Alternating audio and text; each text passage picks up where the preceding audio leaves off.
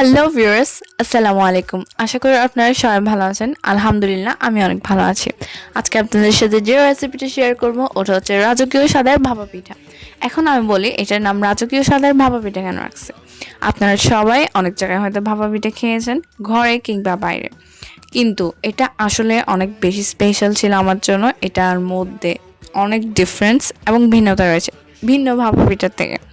এখানের মধ্যে আমি ফার্স্টলি নিয়েছি নারকেল, কিশমিশ, মুরাব্বা, গুড়, আরও অন্যান্য ড্রাই ফ্রুটস, কাঠবাদাম, কাজু বাদামও। এবং এখানের মধ্যে আপনাদেরকে দেখাচ্ছি চালের গুঁড়াগুলোকে পানি দিয়ে মেখে ঝুড়ি দিয়ে চেলে নিয়েছি। চালের গুঁড়োকে আপনারা এভাবে প্রস্তুত করবেন এবং আমরা ভালোভাবে চালগুলো ধুয়ে নিয়েছি। এখন আমি আমার শুকনো উপকরণ থেকে কিছু পরিমাণ এখানে চালের গুঁড়োর সাথে মিশিয়ে দেব। ভালোভাবে মিশে যাওয়া হওয়ার পরে এখানের মধ্যে আমি একটি মাটির পাত্র নিচ্ছি। মাটির পাত্রটার মধ্যে সামান্য উপকরণগুলো দিয়ে একটি নেটের সাহায্যে আমরা একটি পাত্র মধ্যে ভাপের সাহায্যে এটাকে ঢাকনা দিয়ে দেব।